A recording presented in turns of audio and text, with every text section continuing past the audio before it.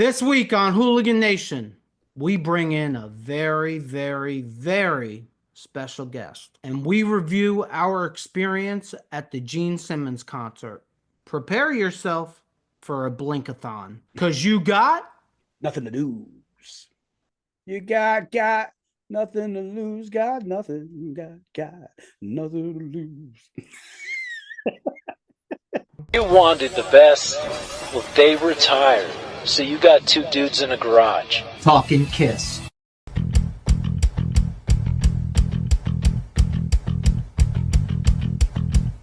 Welcome back to Hooligan Nation, a KISS-Centric podcast. I'm Anthony. And I'm Rocco. Yes, you are. You are him. This week, we discuss, break down, and dig in to everything about our recent Gene Simmons concert experience. As a bonus, we also welcome our third musketeer for the first official time. Yes.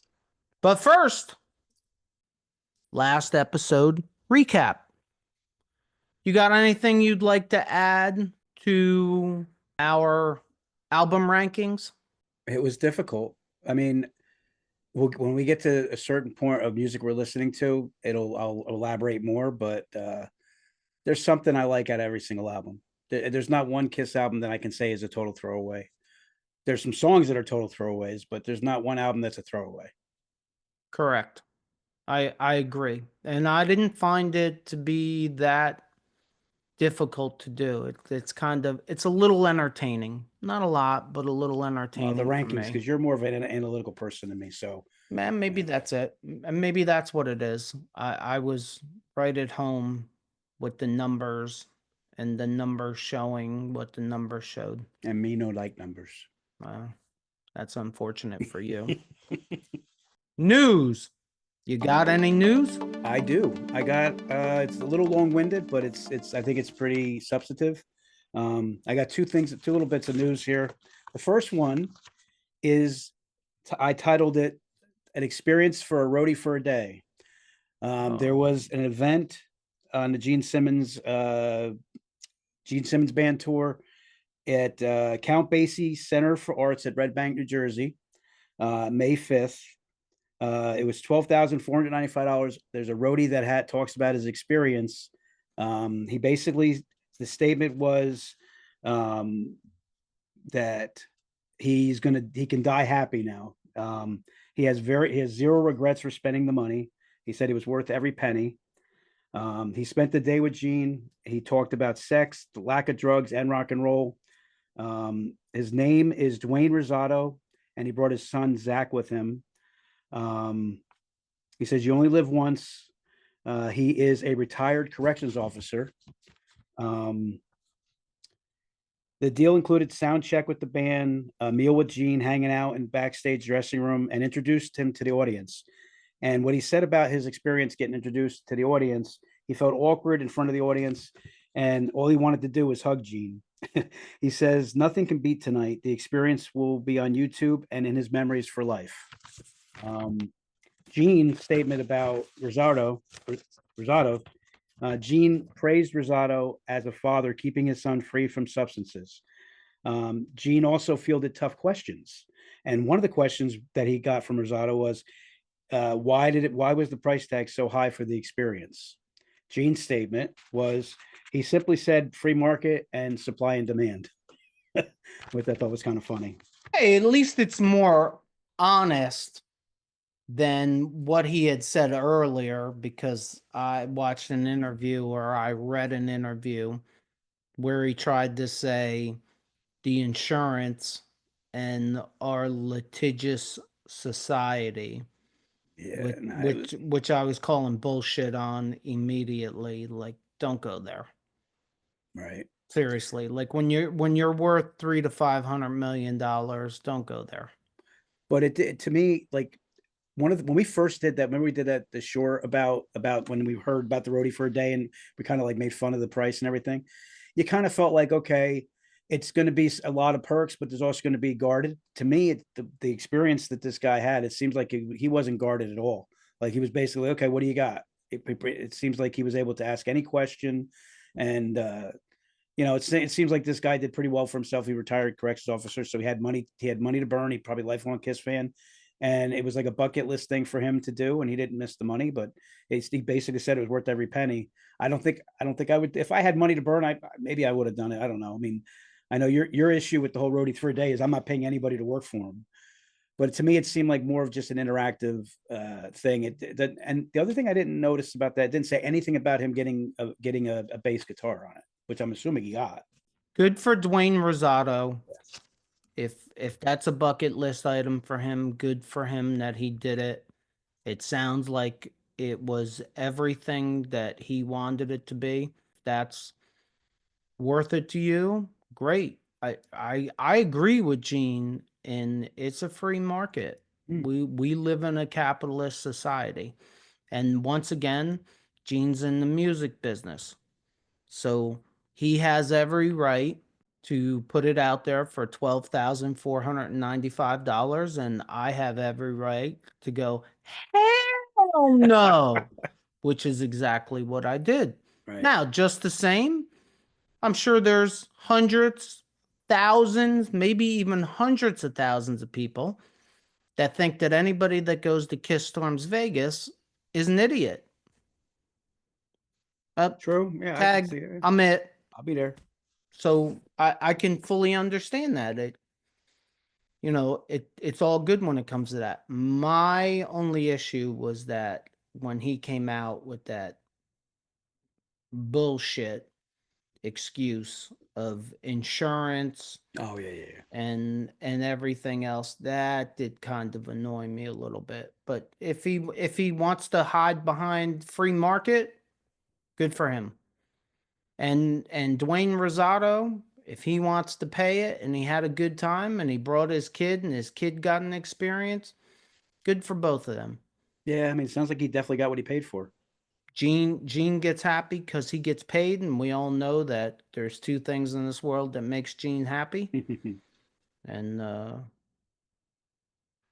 well, we won't talk about the first one, and the other one is money. Yeah.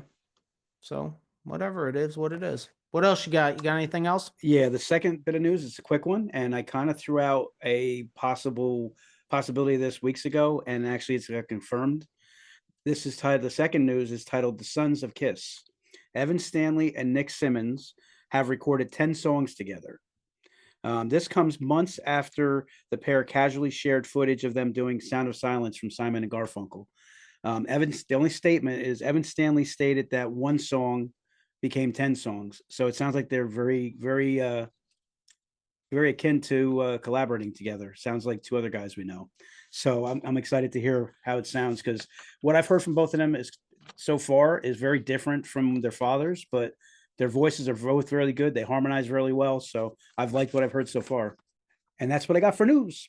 I don't really have any news, so I'm going to take this moment to talk about our first piece of merchandise. Is that what I think it is? It is. And let me tell you, it was an absolute pain in the ass. So for anybody that's going to kill me for marketing and trying to promote this, yeah, I'm not going to argue with you, but it's more, it took me 2.5 months of working on this to figure it out. I can't say that I have it completely figured out, but I didn't want anybody that ordered this to order garbage. So I ordered a test run, and I'm pretty happy with it.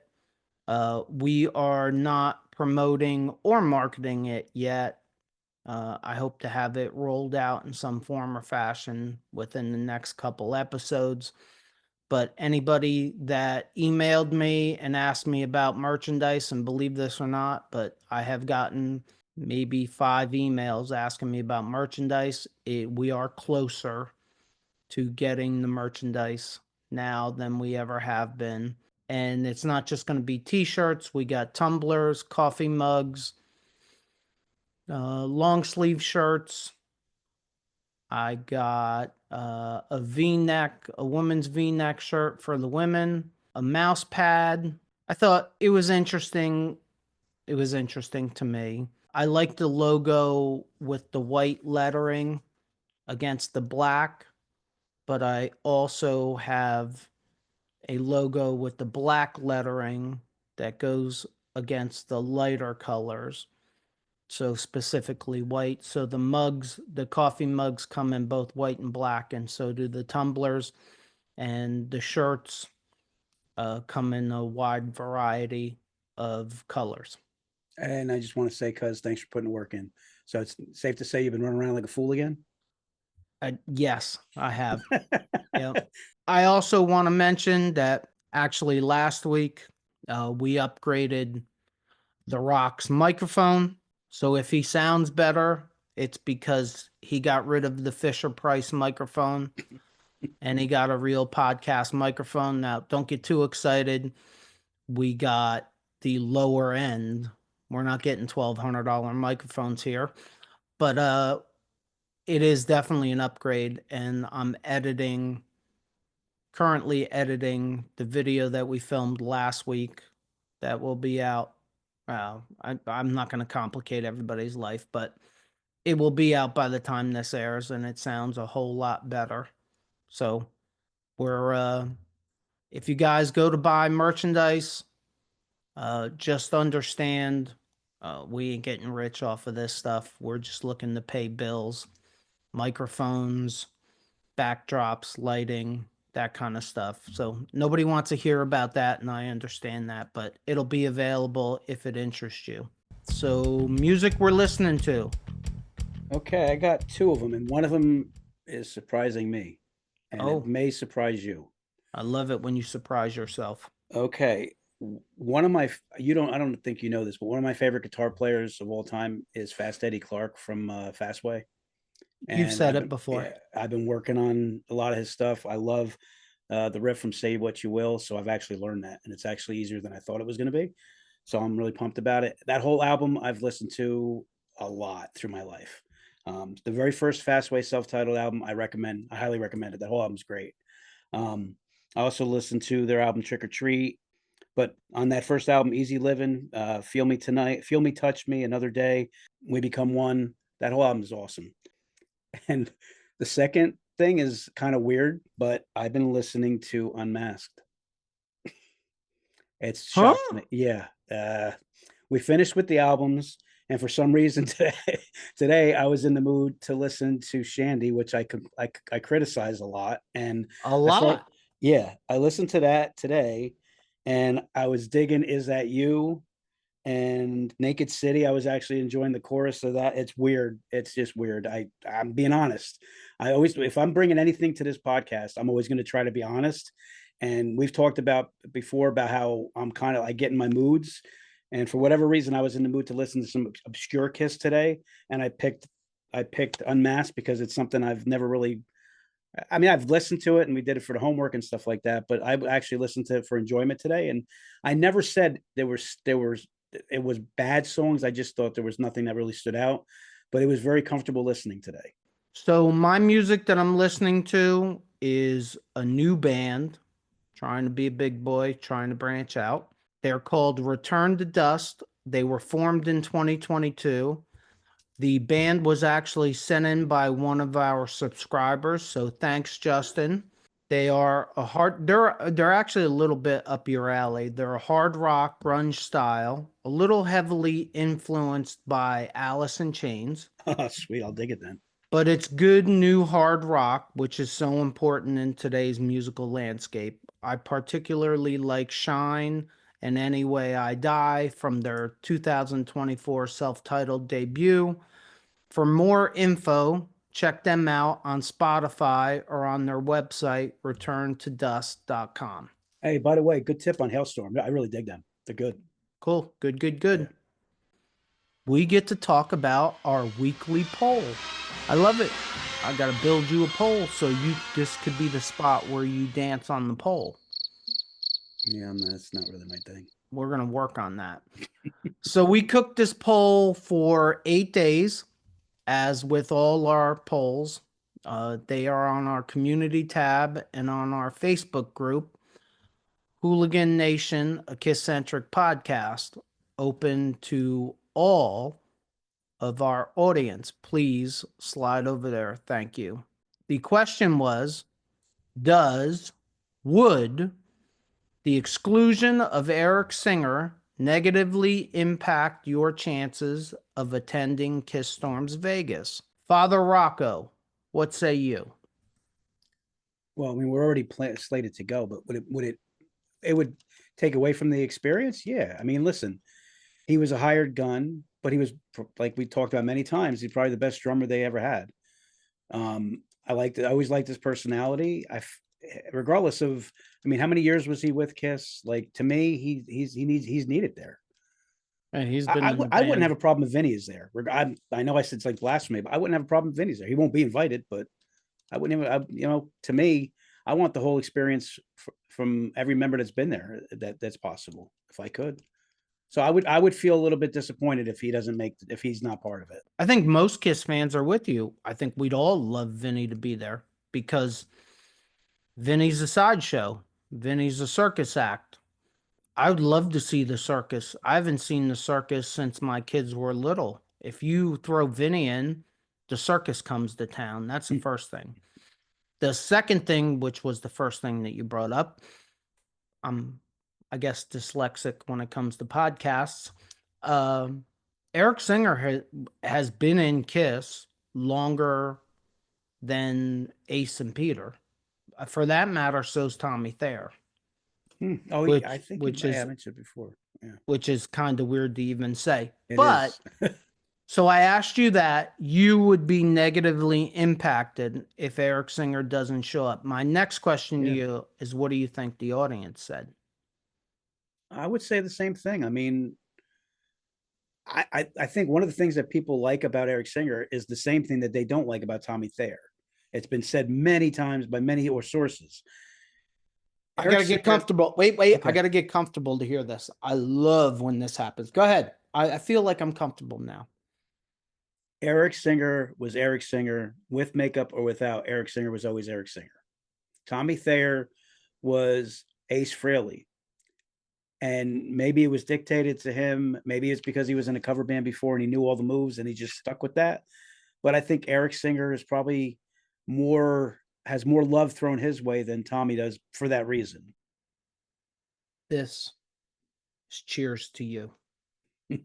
And to all those out there in the Hooligan Nation that agree. Nice. That being said, I would be disappointed if Tommy wasn't there, but I'm actually even more excited that Tommy's probably going to play with Black and Blue. Yes, I will agree with that. Surprisingly, well, it's not surprising to me, but it'll be surprising to you. 83% of our audience said no. It would not negatively impact them going to KISS Storms Vegas. I'm a little surprised by that one. 83%. So 17% said yes. It was a little surprising. I have to tell you, I was a little surprised that many, 17%, said yes. That's our poll for the week. For whoever participates in our poll, thank you. There is a poll up right now. I can't remember off the top of my head what it is. So go to our community tab or go to our Facebook group and vote. It's your right to vote, so exercise your right. Hey, let me ask you a question. What do you got? Do you YouTube? I'm always on YouTube. When you YouTube, how do you support the YouTubers that you like? If I find something I dig, I subscribe to it and I hit like right away. That's a great idea. I'm sure the creators appreciate your support. I would think so. You think maybe now's a good time to ask everyone in the audience to support us? Absolutely. To everyone in the audience, please subscribe to our little channel. And while you're there, hit the like button. We're enjoying what we're doing and we want to continue to grow the Hooligan community. We appreciate all your support. Absolutely. All right, hooligans. So for the first time ever, we have called in reinforcements and brought in our third musketeer. Yeah. My cousin, his sister, and her name is Angel, no matter what she tells you. And Not Blinky. it is not Blinky, It might be Blinky. but it might be Blinky. It might be Blinky. When she gets nervous, thank God she blinks. Just Think and about it just this way. go to the Christmas episode. Yeah. At least you get the nervous blinks and not the nervous farts. This is true. Very true. That's very true. Yes. Yes. So the reason why we asked her to come on is because she made the trek with us to go see Gene Simmons. I'm so glad I did. We saw Gene Simmons in concert at the Wind Creek Event Center in Bethlehem, PA on May 8th. All three of us attended, and I'm pretty sure all three of us were pleasantly surprised. Absolutely. Yeah, absolutely. Maybe a little more than pleasantly surprised. Yes. So for anyone that has never seen Gene Simmons live solo, this might be the episode for you if you are interested in doing so. So we have a bunch of topics that we're going to go over, and we're going to try to completely review the experience all together so you guys know what you're getting yourself into. With that being said, let's start out with what makes the world go round. See how I did that? That's good. I'm learning from Gene. Let's start with the fans. Yes. They were everywhere. Everywhere. They were everywhere. It seemed to me, I mean, you guys tell me if I'm wrong, but if you do tell me I'm wrong, I'll edit it out. Everybody Welcome to my world. had a KISS shirt. Everyone. I don't think one person that I saw in that place did not have a KISS shirt on. A KISS shirt, a Gene Simmons shirt, something. There were actually a couple painted faces. It was a little surprising to me. Both of those things. And the other thing is the fan support. The fact that Gene is 75 years old, it's 2025. We all know what the set list is before we go, and they still came out. Yeah. I was a little surprised at that. Yeah. I was impressed with the variety of shirts that were there. There was a lot of stuff I've never seen before. Yeah, there's some cool ones. Yeah. I kind of like that one. Did you see the one that had the The button down. was it cats? Oh yeah. But they That had the was cool. cats as KISS. That was cool too. That There was a lot of cool, really yeah. cool shirts. Yeah, I like the button down one. It was like rock and roll over, but it was really Mhm. nice. That was stylish. Let's talk about the venue. Awesome. I thought Wind Creek Event Center. It's great. The capacity's 3,500. So, Metallica's not going to play there or anything. For that matter, KISS isn't going to play there. But I thought it's a beautiful state-of-the-art place. It had Not a bad seat in the house. amazing acoustics. I agree. You can't find a bad seat anywhere. But I thought the place was a very cool place. The one, it's a complaint. I'm always cold. It was cold as hell in there, but once the place filled up, it wasn't that cold anymore. That's which because is you were hugging the probably- guy in front of you. Yeah, well, I liked him very much. If you knew how many times, look, for those that don't understand, there was a guy sitting right in front of us, and I'm sorry, I'll never understand this. I know what you're talking. I know where you're going. He was videoing with his cell phone. No judgment. We videoed some clips, and they'll show up here in some form or fashion, I'm sure. But he videoed the entire concert, and the funny part to me was he videoed off the video screens that Yeah. are on both sides of the stage. So why not just wait till the next day and get a much better video off of YouTube? Because Exactly. it was on YouTube the next day. Yep. He sat the entire concert. He had a pretty steady hand, But the poor guy, I'm pretty sure he's got a couple concussions because I hit him in the back of the head probably 4 or 5 times.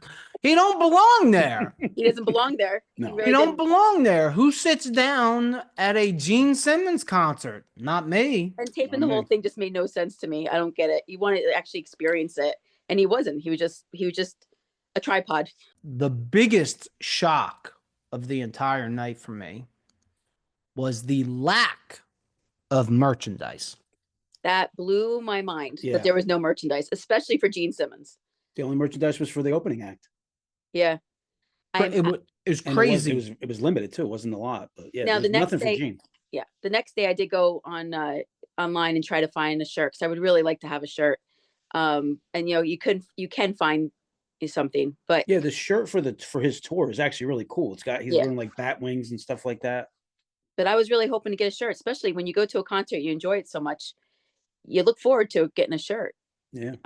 I can't tell you how many people that I walked past that were actually complaining because Gene wasn't selling a shirt. I was on the other side of it. Gene's not trying to make money out I of it. know he sells everything. You would totally think he did it. It was insane. I was going to stop and tell somebody if they would have went for the roadie experience, I believe a t-shirt is included. Yeah. It only costs $12,495. Did they have the roadie? Because I didn't see him. Not Or in did I ours. miss it? I don't think I had it in ours. No. Nobody was brave enough.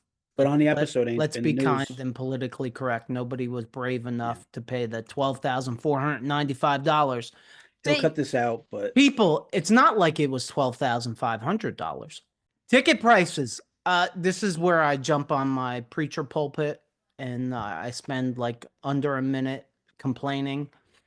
So I went to the box office to buy the tickets because I was trying to avoid all the bullshit made up fees that you get from Live Nation and Ticketmaster. And to my surprise, I found that Wind Creek also charges you fees. They charge a $10 handling fee on the ticket. So we bought the tickets. We were supposed to be in the 33rd row, about center stage, 33rd row. They were $60 a piece with taxes included. And by the time they added their bullshit fee, did I say it's a bullshit fee? It's bullshit. By the time they added that fee, it was just about, I think it was $71.50 altogether. So, I'm not going to spend too much time on it. $60. Look, $70 to get in for that concert. I think it was worth $70. Absolutely. I just don't want to pay, but just roll it in. Just roll it in, make the ticket price $70, and we're all going to pay for it anyway. We're KISS fans. Right. I don't know why they do what they do, but I just well, it's the same thing with him, the roadie thing, right? The guy pays the money, but he still has to buy the ticket. Oh, don't give me. I thought that was pretty funny too. Oh, really? Yeah, it's not included in the fee. That, you know what? And you know what's funny about that is that proves you don't watch any of our podcasts. Because if you did, sometimes you can miss some things, Anthony. you would know. No, you wouldn't miss that. We beat that one to death. Relax. She's a guest hooligan tonight. Relax. Go a little easy there. I'm not going easy. No, I'm 50 years old. I ain't never gone easy on her or you. Ever. It ain't ever gonna happen. You're absolutely. It's right. It's right. Sure you don't want a chiclet?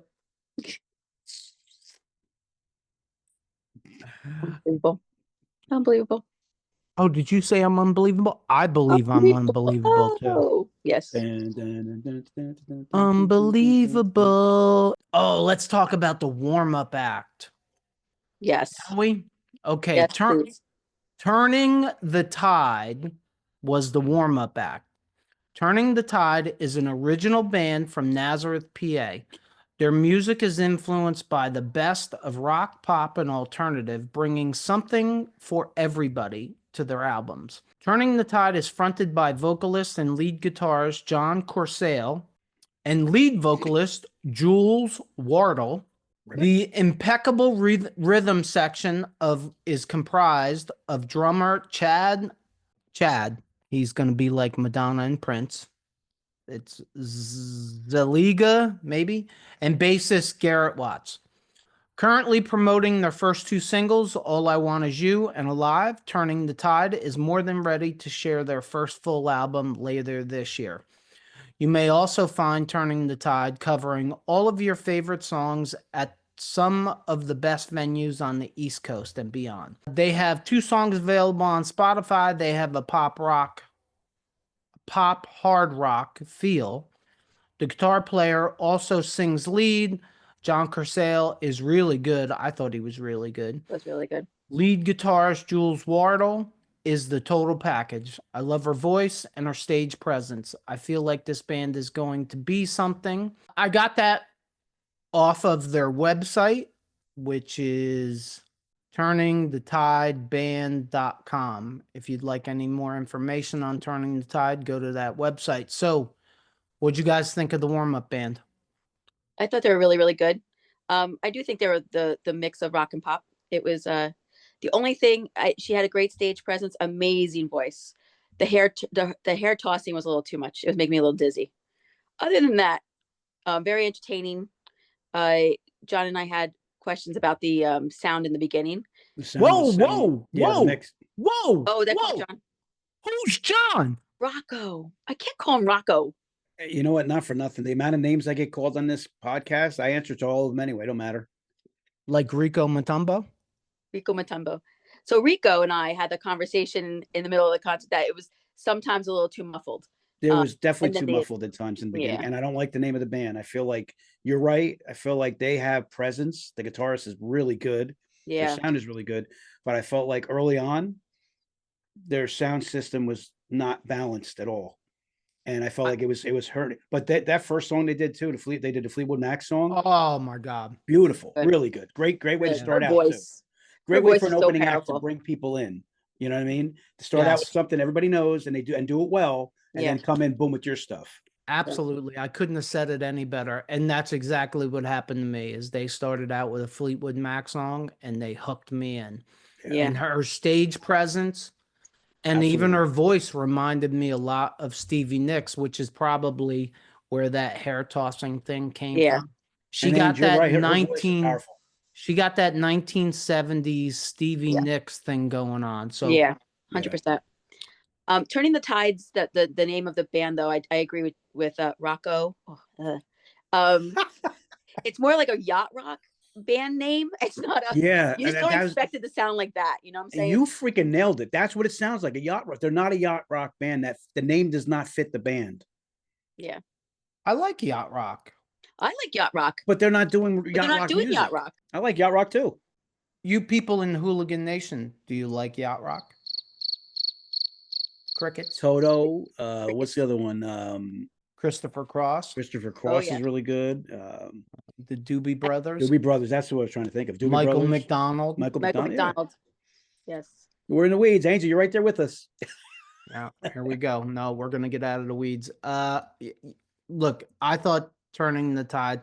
Yeah, I guess now that we say it over and over again, I'm not crazy about the band name.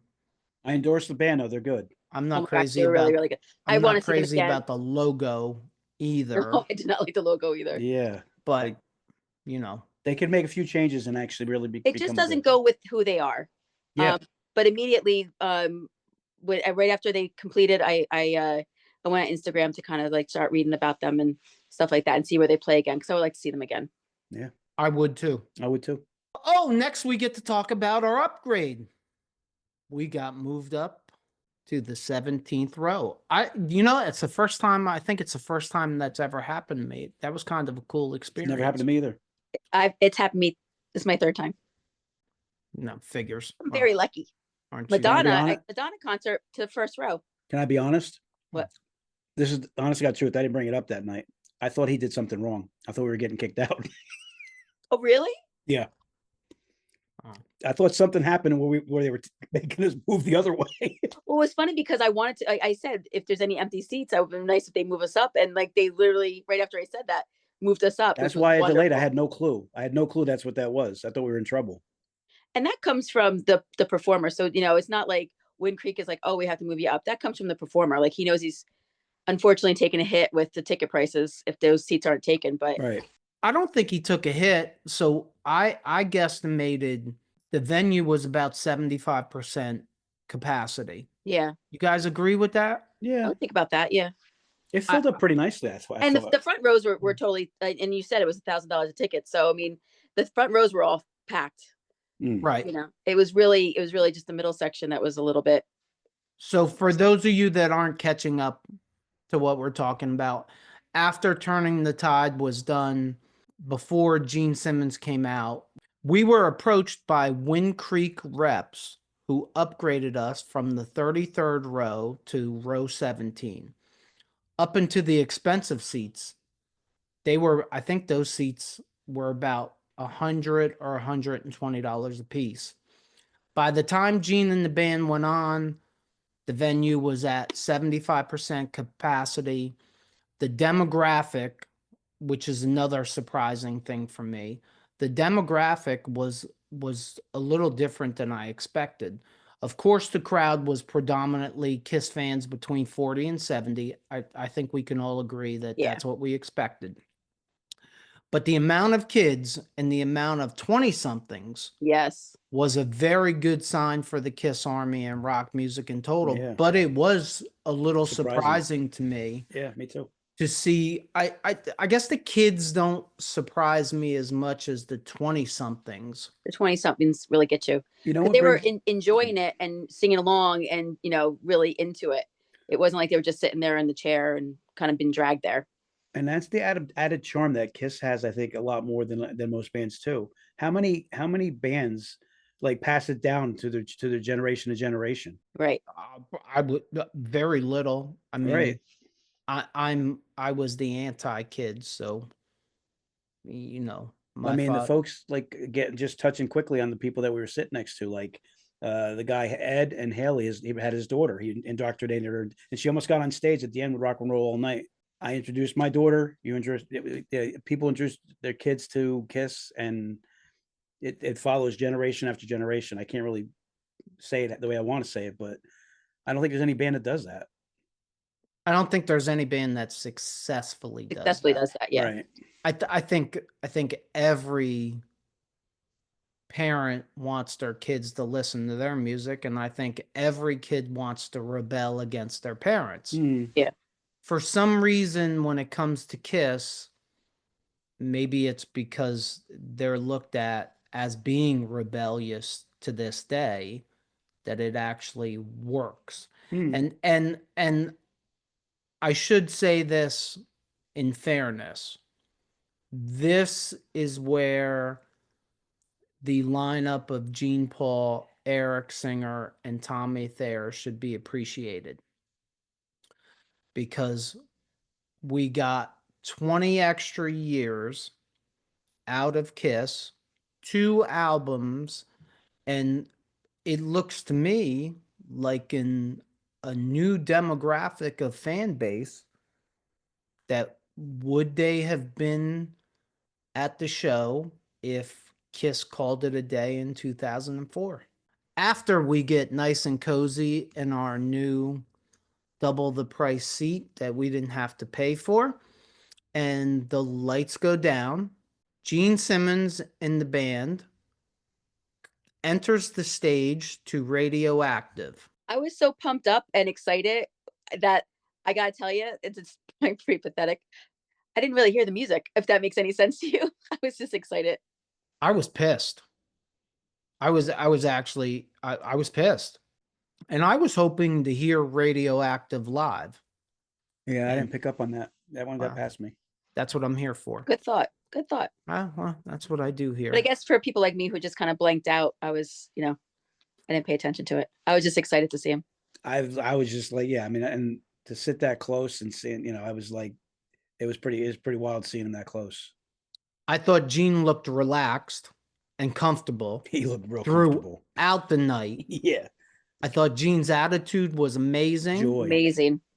The whole thing, and yes, most of his jokes were cringeworthy as usual. I love it. All But of he's them. funny. I mean, he's freaking entertainer through and through. he interacted and told stories, which, it's been reported repeatedly, and we had a jackass behind us Somebody, oh, you talk too screaming, much. Yeah, yeah, give me a break. I want to hear him to talk. play the songs, but I thought it was kind of cool. I mean, if you know the story, I guess it's not as cool, but on some of the things I didn't know, and he talked about most of the songs, a story went along with Yeah. the song. And the other thing is seeing Gene as the front man Was good. for the first time in 50 years for me was interesting. It really was. Like, here's the guy that grunts, breathes fire, and spits blood, and all of a sudden he's a front man. What And he I had, not to be corny, but he has the charisma to be the front man. Yeah, I mean, what I I like get, what you did charisma, there. that was, and he killed, that song was awesome the way they did He that. did. But But he really does. He really grabbed you for the he, concert. and you said a good word there, like comfortable. Like I didn't think about it. Like after you say that word and you think about it, like if there's ever been a guy who loves being on stage and is in his element of what he's supposed to do, it's Gene. Yeah. Because not why I like him talking and setting things up and making jokes. He's entertained me my whole life, and he is such an entertainer that I want the whole package. I don't want him just getting up there singing one song after the other after the other. I want to hear him interact, like he's busting chops with somebody who's not getting into it in the crowd, and he's Yeah. interacting. Like you can tell, like when He he's on that enjoyed it. stage, he is owning that place and having a good time. He was watching you having a good time too. He was picking up on all those people. Yeah, I mean, so that he was kind of seeing what was going on in the crowd. He really his really wanted to put mannerisms on and a his great facial show. expressions and stuff. You see him interacting with people even when he's not. Like when you're supposed to not even pay attention to him, something else is going on. You see him still interacting with people and just drawing people in. Yeah. Look, I love Kiss and Makeup. I love the whole show, but as time went on, more and more of it got choreographed. Yeah. I don't feel like anything was choreographed that night. I don't feel like it was either. You want to use my word? It was for it was organic. Organic. There you go. Organic. Ainge, just so you know, organic is like When You Wish Upon a Star. He sneaks that shit in every podcast. Nice. Absolutely. He will bring up When You Wish Upon a Star, and he loves that organic word. I'm not sure he can spell it, but he does love to say it. I did miss that he didn't play When You Wish Upon a Star though. Oh my God. Need I say more? Hey, that's a mic drop. That was good. I like that. She's his sister. I am blown away that man has ever recorded that song. I feel like I'm getting tag teamed. Look, he's got to recover. Look at him. We got organic and When You Wish Upon a Star within Sorry. 30 seconds. It's So beautiful. So sorry. It's beautiful. I love it. Yeah, but it was a different experience. It was. It sounds stupid. I'm sure it might sound stupid to somebody, but he walked out there with a t-shirt on. He had some kind of vest on. Yeah. And he's got to wear them leather pants. I'm not really sure why. I don't know why a 75-year-old wants to wear leather pants, but hey, that's his business. The band. Oh my God. The band. Very talented. No disrespect to Gene, but they were grade A musicians. Well, what did he say? He said he basically said that I'm here and they're carrying me. He made a comment about that. They're that good. They were really good musicians. So the band is guitarist Brent Woods and Zach Throne and drummer Brian Tishy. Woods and Throne have previously worked with other well-known musicians like Sebastian Bach, Vince Neil, and Corey Taylor. Tishy is also known for his work with bands like Whitesnake, Billy Idol, and Foreigner. Oh, wow. All three of them, I thought, were very good musicians. All three of them could sing. Sing well. And sing well, yes. I thought it was a very eclectic group. of musicians. Mm-hmm. And definitely brought something to the show. They were not, one more time, they were not a backup band. No, Not in the they were least. not. They were not. On the stage, they really looked like 4 equal members of a band. And Gene embraces that. You can He, see Yes. it. he embraced it. He showcased them. Yeah. Yes. It was almost like he was showcasing them with pride too. Like he was really, you almost feel like he was happy he brought these guys all together to play. And he was Yes. he was watching them like a fan when he was watching them. That's a do good their way of putting solos. it. That's a good way of Yeah, putting it. he really was. Yep, looked like he looked like a proud parent standing as he was standing on the side of the stage watching the 3 of them jam Yeah. when they did their jam session. Yeah, I Yeah. thought that was cool. Yeah. I And I think thought I can that was speak. cool. I think I can speak for all 3 of us. It's a separate thing, but I went in expecting to enjoy the show. I came out of that and it way surpassed what I thought it was going to be. Way surpassed. Again, was it going to be too much cheese? Was he being a try hard to keep his, this career going on stage, and blew it out of the, and this is with all love of Gene Simmons. But he blew it out of the water. The whole concert was much, much better than you would even expect. And I wasn't expecting much. Right. I really wasn't expecting much. Yeah, it was just fun to go to it. Yeah. I had read, I mean, I had seen. Well, you were disappointed with the set list. I remember that. Oh, I'm still disappointed with the set list. I mean, that's not going to change. I'm disappointed, and once again, way to segue into the set list, because that's next on our list. I don't know how the hell you do that. So the set list, he comes out and the first song is Deuce. Look, I just don't want to hear Deuce again. That being said, it's not a bad opening song. That's my favorite in song. general. Just in general, I would never think of Deuce as an opening song for Kiss. It's not a bad opening song in general. I believe that Kiss has opened with Deuce before. I believe, but usually it's the second song on the set list. I mean, that's how predictable they can be. They became, yeah. Deuce is usually the second song. And then that moves us into Shout It Out Loud, which is usually the third song. Do you think that I don't want to cut you off from that, but do you think that that's something he feels like he has to do because he's so known for that song? I feel like that's a lot of performers do that. If you're known for a song, it's almost like you're going to let the fans down if you don't sing it. I mean, I'm curious about that. That's a question I'd like to ask him about, because I don't think he really feels like he has to do that anymore. But for the fans, I think he probably feels like it's something that's necessary. I'd be upset if he didn't play Deuce. Would you? Yeah, that's my favorite Gene Simmons song. See, I guess that's what the problem is.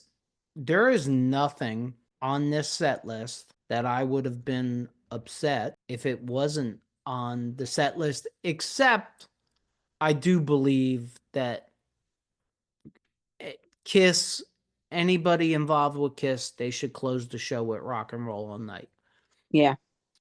But I don't. Well, I know me and you discussed, I know we discussed it, that we were almost, the only thing that was the disappointing part is I wish he played more of like newer his music or something, like instead of deep cuts that you wouldn't expect to hear. Yeah. Right.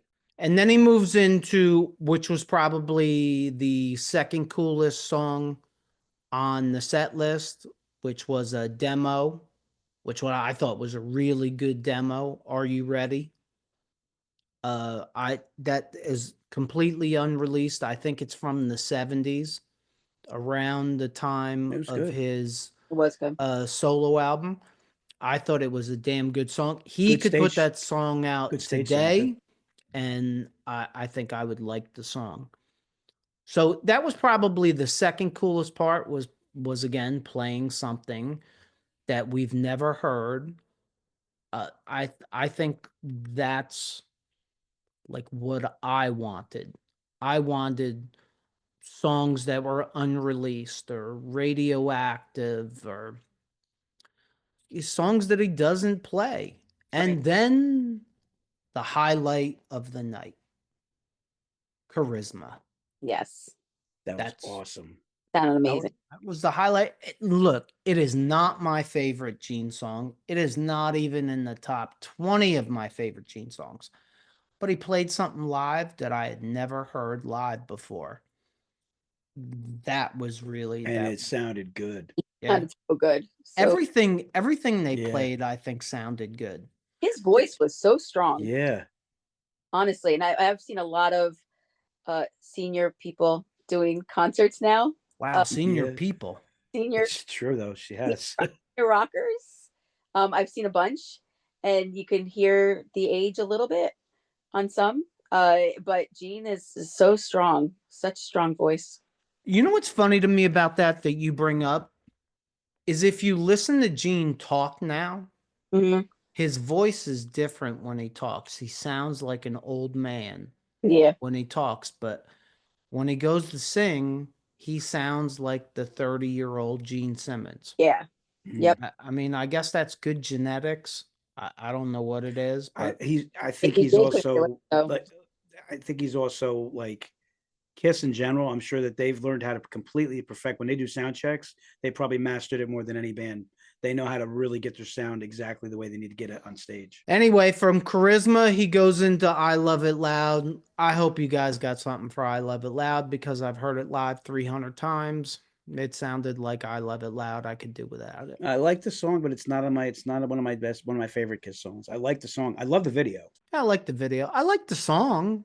It's just the overplayed. Maybe that's what it is. Yeah. You know, I mean, look, the next song, War Machine, is less overplayed. Like, you know, I guess the last like 20 years, it's spent most of the time in the set list.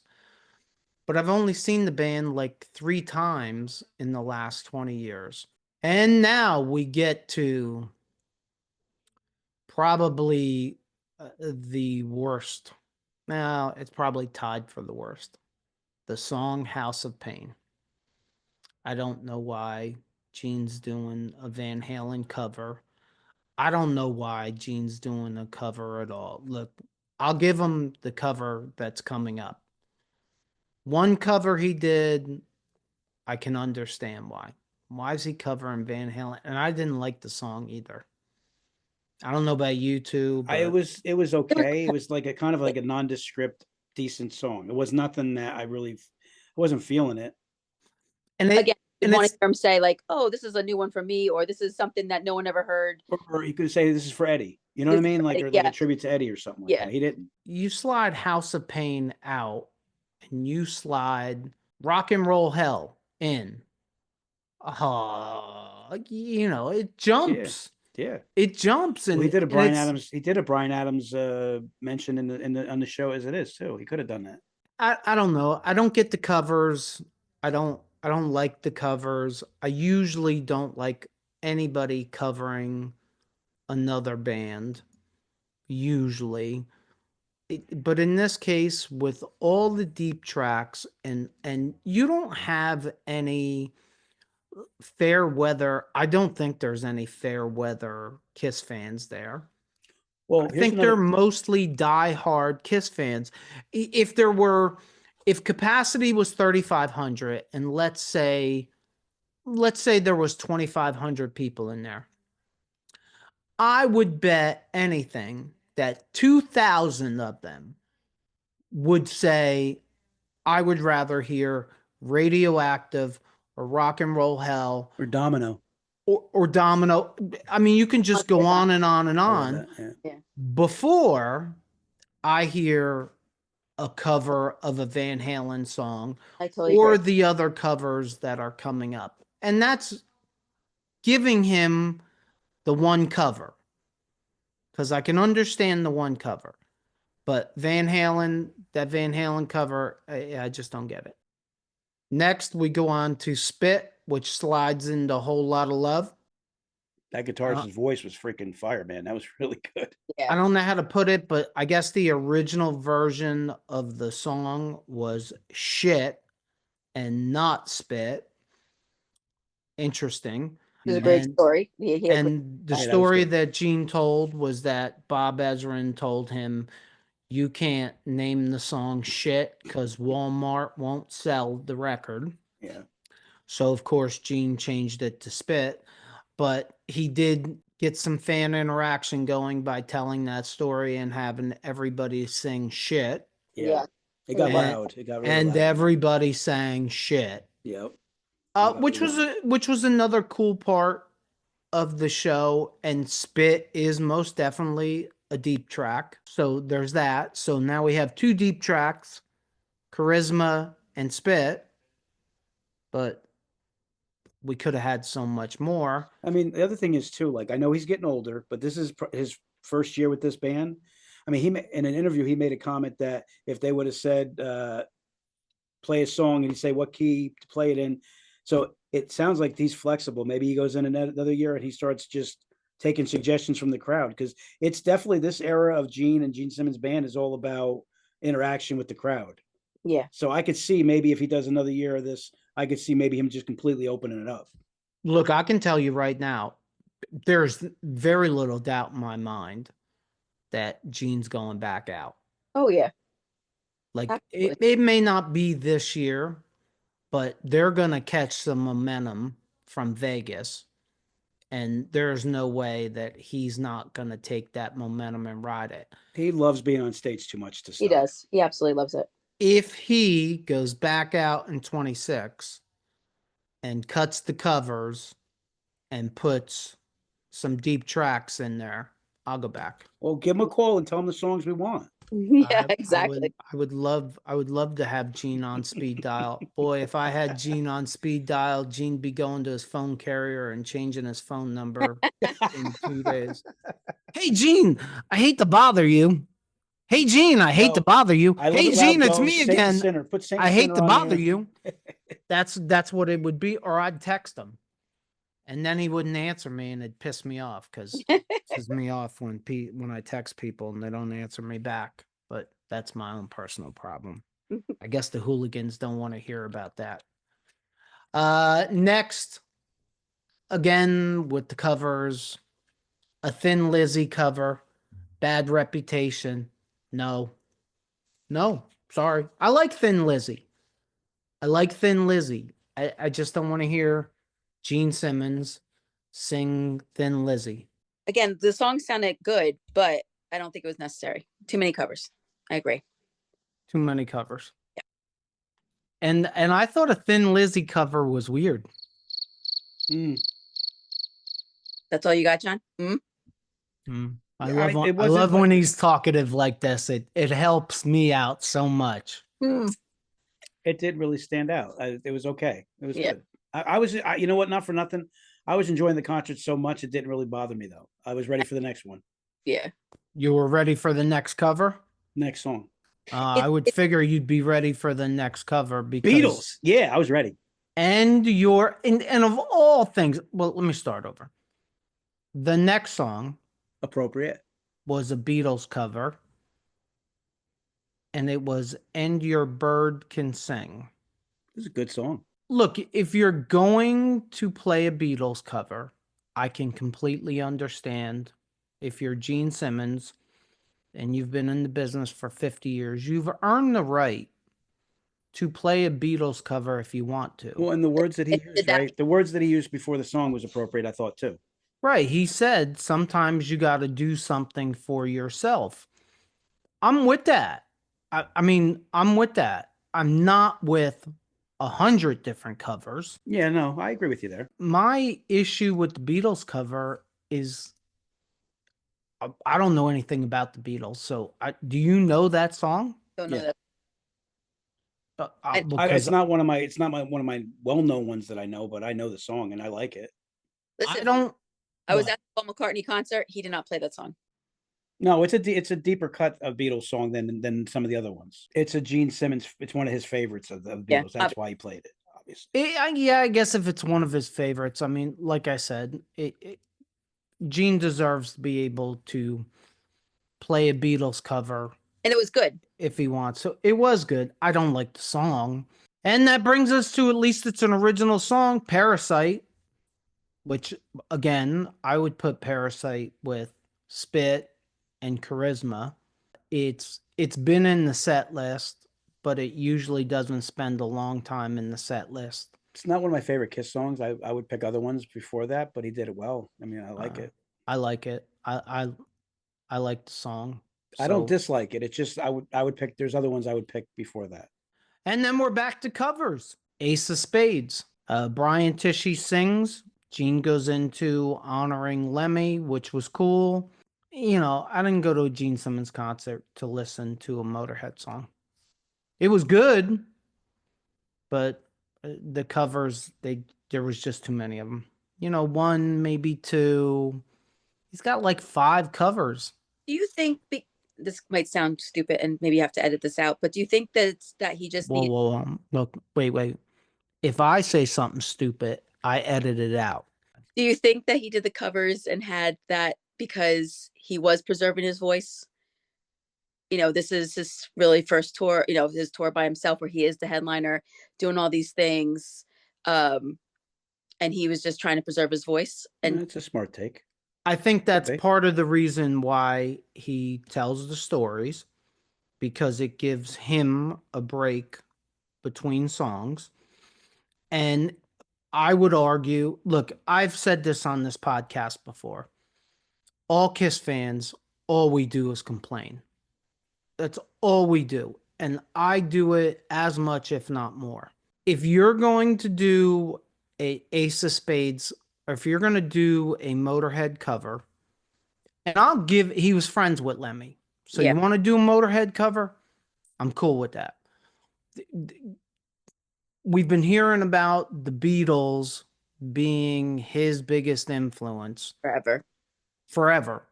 You want to do a Beatles cover, even though it's a cover of a song that I've never heard before, and I'm guessing at least 50% of the crowd's never heard before, but I could be wrong. I can give you that too. But, you know, the other covers, like slide out Bad Reputation and slide in Hooligan and have Brian Tishy sing it. If he can sing Ace of Spades, he can sing Hooligan or true. Black Diamond. Oh, yeah. If you don't want to do something like that. I mean, if you're looking to spread the singing around, spread it around with lesser played Kiss songs. I agree. Or, hey, I would have been cool. I mean, his Asshole record was terrible, but there was one good song on it. I did not give Gene's 1978 solo album a very good review, but I would have been okay with a couple of those songs. Yeah, I agree. I like World Without Heroes. I know it's Oh, yeah. slow for you, but I love that song. You know what? I'd have been okay with that too. Before you play Thin Lizzy, before you play Van Halen, play A World With It. You know what? The real hardcore Gene fans would love to have heard that song. Yeah. Stop the presses. You want to play When You Wish Upon a Star? Yeah, I would have taken When You Wish Upon a Star before the Van Halen cover and before the Thin Lizzy I cover. knew you liked that song. Wow. Okay. And you know, and I just said that Kiss fans do nothing but complain. If he would have played it, I would have sat here tonight and been complaining that he played When You Wish Upon a Star. Right. But again, we're critiquing the concert. Overall, it was an amazing concert. Yeah, it was great. Oh, it was. And so the complaints are not really complaints. It's just really kind of critiquing something you love, which is this band. Yeah, and I just want to put to have these conversations. And I don't know if they subscribed or not, but I just want to say one comment about I was going to say it eventually. We had a great experience. When we got upgraded, we also got upgraded with 2 people that were sitting to the right that we made friends with. Awesome. That were awesome. Ed and Haley, his daughter. I chatted with him the whole night while we were in concert. We sang all the Gene songs together. He's a huge Gene Simmons fan. He actually showed me a picture of a Gene's bass that he bought. That was like really cool, and I was envious of. Cool bonding with another Kiss fan at that level at the concert. It just added to it. So Shout out to Ed and Haley. If you're on our podcast and you're watching, this is out to you. Thank you for helping us enjoy the concert that much more. Absolutely. I would hope that they subscribed. I would hope, since Yeah. you have the statement of the night. Oh, yes, he did. Wind Creek comes over and wants to upgrade us, and what's the first words that come out of your mouth? Can we bring them with us? Can they come with us? And you get said them that. upgrade. Yeah, You did. and Yeah. you got that. You're the reason they got upgraded. Yeah, but I think I was actually just happy we weren't in trouble, because honestly, at first I thought you were getting us thrown out. It wouldn't be the I first seriously thought time. you were not even. I didn't bring it up because I was happy right away that we were going moving up, but I thought you got us thrown out. That would that be something shocking to you? No, that's why I didn't hesitate. My first instinct was that we were getting thrown out, and I was going to get pissed off at you for making me leave the concert. Hey, John, No, the first thing. there's only the one person right here that almost got you kicked out of a concert, and that was me. Next up, Cold Gin. Again, heard Love it it. 100 times in concert. Didn't need it, but I never get tired of that song though. at least it was a Kiss song. It was good. Everybody sang it too. Everybody sang every word of it. And Calling Dr. Love, same thing above. Calling Dr. Love was kind of cool. I haven't heard it 100 times live. And the good part of it is that the entire crowd knows every word of the song. So everybody in that place was singing Cold Gin and Calling Dr. Love, which was cool to see and hear and experience. Yeah. And the last song was probably the best part, or one of the best parts of the night, just because he did something that Kiss could never do. I don't know how many people were up there. He said something He like, said 4. is that what he said? He said 4, but like 30 people were up there.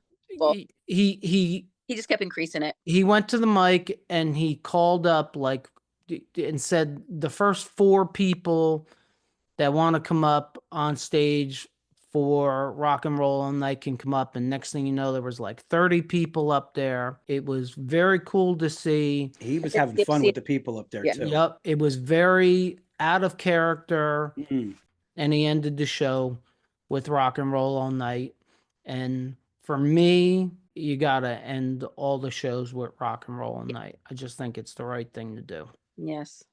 For a performer of that magnitude to let people just come up on the stage, and that one woman was crazy. I thought she was going to try to drag him down. He loves interaction with the crowd. There's no doubt about it. He loves that.